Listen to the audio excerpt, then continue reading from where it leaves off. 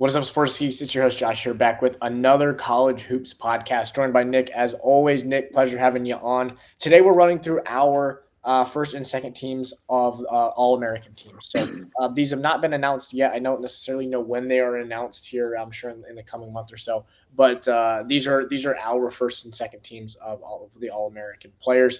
I think let's just really quickly say first team, Mark Sears, Johni Broome, Cooper Flagg. To me, those are the three. I think we were pretty much aligned on that, Nick. Those are three you can't argue against. Certainly Broome and Flagg, but I think Sears has played his way into that as well. So I think for first team, everybody else is competing for two spots there, and then you have the 5 spots of the second team. But we'll go ahead and just hop right into this. Go ahead and round out your first team All-American your first team All-America for me. All right, so to go along with Broome, Flagg, and Sears, I have John Tonje from Wisconsin, and then I also have Braden Smith from Purdue. Now, I feel like these are two, Big Ten picks. A lot of people aren't going to like that. But when you look at what they've done this year, these are two guys that have really stepped up and become a leader for two teams that are looking to possibly get, seeds as high as 2 come Selection Sunday here in a week and a half, 2 weeks. But you look at a guy like John Tonje, he played 8 games last year, didn't really play at all for a really bad Mizzou team that didn't win a single game in the SEC. He was outside the top 100 in the transfer portal rankings. Greg Gard goes out and gets a guy who's, a little bit undersized at 6'5", 218. But you look at him, he's averaging 19, 5, and 2 on 47% shooting. I mean, he started every game, 29 out of 29. He's playing 31 minutes a game, and he's gotten Wisconsin to an insane record this year. I mean, people didn't think that they would be nearly as high as they are this year. And I've been really impressed because, he really came in under the radar and wasn't a really big-time transfer that a lot of people, saw doing what they're doing. But on to Braden Smith. I mean, I think this is kind of self-explanatory. Like, everybody saw this happening. People knew he was going to become the leader of this team. They just weren't sure if he was actually going to be able to do it all by himself, and he's done a pretty good job of it, obviously with the help of Trey Kaufman-Renn. But you look at his splits, he's 16 points, 5 boards, and 8 assists. He's pulling down 5 boards as a 6-foot point guard who weighs $175. And he's doing all this while shooting 45% from the field. I mean, in my eyes, yes, he's had a few a bad couple games down the stretch here with, a few games where he had 5+ turnovers, but I'm not worried about that because he's still consistently been one of the best point guards in all of college basketball. Is going to keep Purdue into a top 4 seed here. And if they string together a run in the Big Ten tournament, probably be as high as a 3, maybe even get that last 2 seed if they can somehow win out there. But I mean, you look at it, he's shooting 41% from 3. I mean, he's shooting 83% from the line. Yeah. He averages 3 turnovers a game. I mean, that's his highest he's had in his whole time there. But when you're kind of the guy now in that Purdue offense, you gotta lead it. You don't have a 7-footer you can throw it up to and have just drop it in. It makes it a little bit harder on you. And this Purdue team has really faced their adversity throughout the year, but I think that he is still very much deserving of first team honors with the numbers that he's put up. Yeah, no, I mean, I have to round up mine. I have John Tonje in there as well, and then I have Chaz Lanier instead of Braden Smith. So that's where there's a little bit of a discrepancy between us there. I think Braden Smith. The thing that for me, I mean, it's debating. I'm debating between Lanier, Braden Smith, right, for this final spot, and what Lanier has done in the past 2 weeks compared to what Braden Smith has done in the last 2 weeks has kind of swayed me, right? I mean, Lanier goes for 30 against Texas A&M, right, on 8 of 13 from 3 and absolutely torches them. Whereas Braden Smith, I look at what he does against like Michigan State, against Indiana. Indiana was a stinker of a game for him, 8.6 turnovers. That's terrible, right? So I think for me, that's what I'm kind of looking at. His last couple weeks is the play has kind of showed me that I would prefer Lanier over Smith.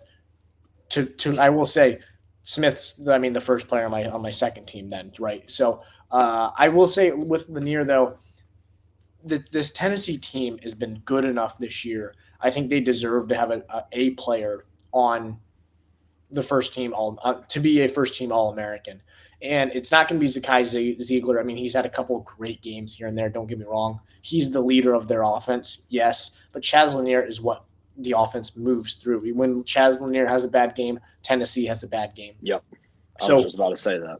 I think Texas A&M or the Texas A&M game, what Texas A&M just did to Auburn last night. I look at that, right? I mean, you beating Auburn at home, what Tennessee did at Texas A&M, and what Chaz Lanier did at Texas A&M, kind of is cementing him into my first team personally. But so my first team, just to kind of round this out: Mark Sears, John Tonje, Chaz Lanier, Johni Broome, and Cooper Flagg. And then into my second team, I mentioned Braden Smith. I got a couple more guards here, so I'm a little guard heavy in the second team. But I have Cam Jones out of Marquette, who I think realistically he's taken over the Tyler Kolek role, right? And he's just a little bit more dynamic as a scorer, a little bit less dynamic as a facilitator. But I think that's kind of what this Marquette team needed. They needed somebody that could take over the game and score. I think last year you have Oso Iguodaro, right? You have Cam Jones still there. You have some guys that can score around Tyler Kolek. So the Tyler Kolek role was perfect, facilitating. Now you need Cam Jones to score, and that's exactly what he's done, averaging just shy under 19 points a game. And he's been doing it on pretty decent efficiency, up near 50%.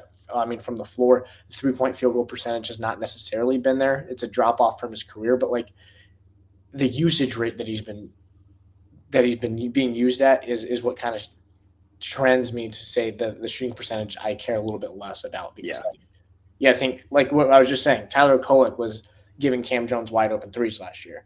Now Cam Jones is shooting step back threes over the best on court defender for the other team every possession. So I think there's a big difference between the shot selection that you have to take. So, I like Cam Jones a lot. I think he's going to be in my second team.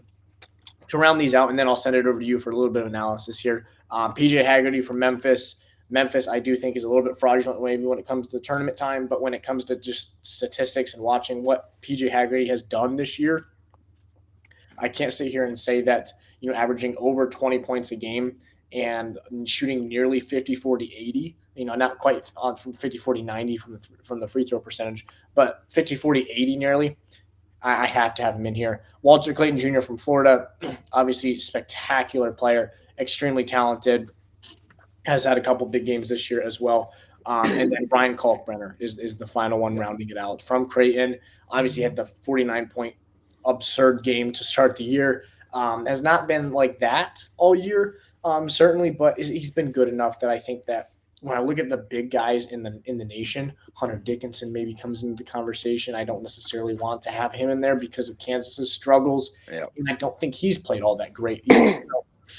I think Kalkbrenner's where I'm ultimately going there. I will say real quick, St. John's is probably the best team in here that does not have a player on either of these. I do think R.J. Lewis could maybe get in there. Lewis could get in there, but I don't know. I think that the way this falls, he just hasn't been as consistent as an All-American should be. Their team's great though.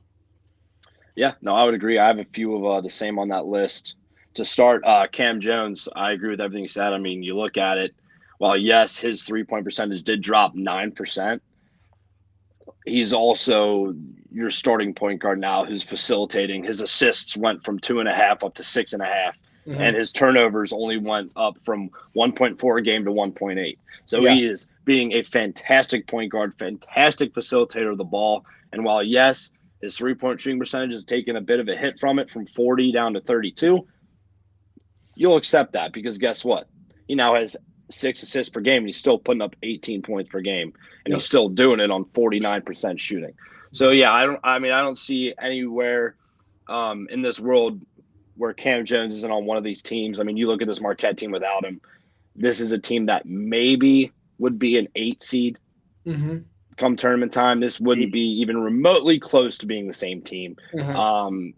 Obviously they're still a good team, but they wouldn't even be remotely touching, anywhere inside of a 5-6 seed if Cam Jones wasn't playing the point guard for them. So I feel like that's pretty self-explanatory. I mean, that was a guy who was, top 3 for most of the, I would say November, December, even into a little bit of January for player of the year. I Yeah. mean, he was a guy, non-con. A lot of people saw as him as being a possible suitor for being the player of the year, in all college basketball. So, I think he still deserves being on at least the second team. Hmm. And then I also got Walter Clayton Jr. as well. This is a guy who's, obviously spent his first 2 years at Iona. His last two have been at Florida. He has consistently gotten better each year. And you look at his numbers, he's averaging 17, doing it on 36% from the deep, 44% from the field. He started 28 of their games. He's averaging 33 minutes a game, and it's a guy who cut down his turnovers this year Hmm. too. So, Yep. I mean, it's a guy he's really been playing good basketball. And I think if they don't have him on the floor along with Elijah Martin, this Florida team really isn't even remotely close to being the same. They're a team, just kind of the way Marquette is without having Cam Jones. You're not a team that's even remotely as scary as you are when you have those weapons on the floor. So I Hmm. think that's another guy who's had a fantastic year. And you got to look for him to have a fantastic March because I think this Florida Gators team is a team that could make a serious run to at least the Elite Eight, Hmm. possibly Final Four. Yeah, I think Walter Clayton, completely agree. I think the Florida team runs through him so much in Yeah. that I think that I believe yeah, they when they beat Auburn, Elijah Martin didn't play that game. He was Yeah. out with injury. And Walter Clayton Jr. was 1,000,000% the reason they won the game. I believe he had 19 and 9 that game. Yeah. So, I mean, facilitated really well, just controls the game. And that this Florida team, who's a really, really good team, they're going to be a 1 or a 2 seed come Yeah. tournament time. They're a really, really good team. And he is the quarterback, the captain. He's everything that you need him to be for that team. So, yeah, no, completely agree Yeah. with Clayton there. Yeah, I mean, it's hard not to put him in there. Like I think we said, we were talking about earlier in the year. I remember talking. It was like first 10 games. I think he had 5 of them were 25 plus points. Like he was on an insane tear. The guy was putting up crazy numbers. That was another guy at the beginning of the year. A lot of people were talking like, "Watch out, that's an easy first team." Mm-hmm. That's a guy. I mean, obviously he's dropped to the second line in our eyes, but still is definitely an All American. Yeah, My next guy, which I think is probably going to be a surprise to most, but he has been playing insane basketball the past month and a half. I love him. I think it was one of the best pickups in the portal for this Houston Cougars team, and that is Milos Uzan. He has been playing fantastic basketball. Now, when I read out his numbers, you look at him, you're like, all right, whatever. That's really not that good. Nick, why are you putting him in your second team All American? He averages 11, 3, and 5 on 46% shooting. Yeah, it's a point guard. Now, is that a point guard that you pay six figures to bring in to be your lead guy? Probably not. But if you look over the past a month and a half or so, he's been averaging over 14 points per game, and his rebounding's up to 6, and his assists is up to like 5 or 6 or 7. Like he has taken that extra leap, gotten to that extra level that Kelvin Sampson wanted and needed. And now you look at him, and he's taken over games against Texas Tech, against Kansas, a big time opponents, and he's been playing fantastic basketball. And he's starting to turn heads for NBA prospects. Mm-hmm. I mean, this guy's only a junior. He has another year to come back if he wants, but there's a lot of rumblings coming out of Houston that there's a chance that he might not be back next year because of Yep. how well he's been playing down the stretch. And I feel like this Houston team without him, they are a completely different team. They need him running the point. They need him there for not only his defense, but the way that he passes the ball and can create his own shot. Being a 6'4" point guard, he's bigger than most of the point guards in college basketball. Mm-hmm. He's able to get downhill easy, get that mid-range jumper, get to the hoop. So I think this Houston Cougars team is destined for Final Four. And if he keeps playing the way he's playing, where he's averaging 14 plus a game, you get LJ Cryer, the consistent 17. You get Emmanuel Sharp starting to hit shots, and you already know what you're getting from Juwan Roberts and Javier Francis. So Mm-hmm. that's a legitimate title team, and I think if Uzan keeps playing the way he's been, there's no reason for them not to get there. Yeah, yeah. I mean, that's certainly the surprise pick of the show, I would say. But Yeah, the thing is statistically, it's a surprise pick. If you watch Houston basketball the last month and a half, yeah, you'd say, "Oh no, I completely understand that," because they are similar to what I don't have a Houston player on my All American team, right? yeah, They're a top 3 team at worst, right, in the yep, nation. So to say that they don't have a single All American is crazy. And you look at the team and you say, who's their best player? Oh, Cryer is really, really good offensively. Juwan Roberts is really, really good inside. But you look at it, it's like, well, no, I mean, I'd probably go Uzan as Yeah. the best player because he gets everybody in the right spots. He plays absurd defense. He's a good shot maker when he needs to be, and he can facilitate well too. I think the step up that he's taken as far as shot making and shot creating in the last month and a half has been everything that this Houston Cougars team desperately needed, right? Is somebody that can take the ball out of the hands of LJ Cryer and go create off the dribble. And it's exactly what he's done. And it's been he's been spectacular. So Yep. statistically, surprise pick. If you watch them play, I don't think it is a surprise at all. Yeah, I'd definitely agree. I mean, it's you watch him play, and they're just completely different with him. Mm-hmm. One last thing to touch on him is looking back from last year to this year when he was with Oklahoma last year. He's averaging 2 more points this year.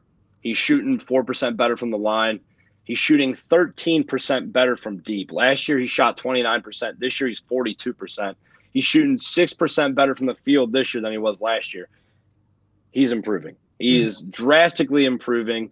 And, if Kelvin can somehow find the NIL money to keep him again, look out for that Houston Cougars team next year when they got him as a legitimate senior running the show. Yes. I also got on my list Kalkbrenner. I mean, you touched on it very well. I mean, he deserves to be on the list. Mm-hmm. I mean, he had a fantastic start to the season, but you still look at his numbers. He's still averaging 19, 9, and 2 on 66% shooting. I mean, that's field goal percentage of top 4 in the nation. I mean, this is a guy that, really this Creighton team without him down low would be drastically different and Yes. probably wouldn't be a team that, we would see in the tournament. Mm-hmm. They without him on this team, I don't think they bounce back from that struggle they had mid-season. So, I mean, that's really self-explanatory with that. And then on to my last pick, which I know people are going to hate because obviously he's hated everywhere in college basketball. But I just know based off of how the people who create these All-American teams they're going to put him in here. I know they're going to do it, and that's Hunter Dickinson. I just knew when I put him in there, people weren't going to like it, but he's averaging 17, 10 on 2 assists on 53% from the field. It's another guy that you look at this Kansas team. They've been a real disappointment this year. Mm-hmm. But I don't think it's solely on his back. I don't think it's necessarily only his fault. I think this is another product of, Bill Self bringing in a bunch of transfers that quite simply just didn't gel together. They didn't mesh together, and they never became a team. And, I think that kind of falls on the back onto him. And, I mean, you look at Dickinson's numbers, he's still putting up around the same numbers he did last year when he was an All-American. Mm-hmm. Same caliber team that finished with 10 plus losses last year. So I just don't see why they don't put him on there. I mean, you look at his free throw percentage jumped up 13% this year. I mean, his 3-point percentage went down by 15, but he's right around the same on the rebounds, right around the same on the points. And, I just feel like this Kansas team without him down low, probably a bit of a different team because you have to start a true freshman in Flory Badunga, and I don't know if he'd be ready for this caliber of basketball, being the starting a guy for a program like Kansas. Yeah, no, I mean, I obviously, I obviously didn't have Dickinson in mind, right? And I also will say, as a Michigan State fan, Dickinson's got to be one of my least favorite players ever. Yeah. But having said that, I mean, there's no way around the fact that this Kansas team without Hunter Dickinson on the floor is significantly worse. So at least on the offensive end. Yes. I did forget to bring that up. On the defensive end, his plus minus is horrendous, and we've obviously seen that as a late. I think it was like 3 games ago, he put up like 20 points or something like that. And his plus minus was still minus 34. So yes, he cannot play a lick of defense, but at the same time, I feel like if you don't have his offensive, prowess down low, then this team just probably wouldn't even be touching the 19 wins they have. Yes. No, I completely agree. I went, like I said, I went guard heavy on my second team. If I did have to include another big guy, like I said Kalkbrenner. Maybe it would have been Dickinson, and you did have Dickinson. So no, I think we're pretty much on the same page there. So I mean, those are first team, second team, All-American teams from the both of us. We'll see how close we did, how well we did, and how close we were once those actually come out. But other than that, this has been the Sports Geeks podcast. They play, we talk. Thanks for watching, guys. Peace.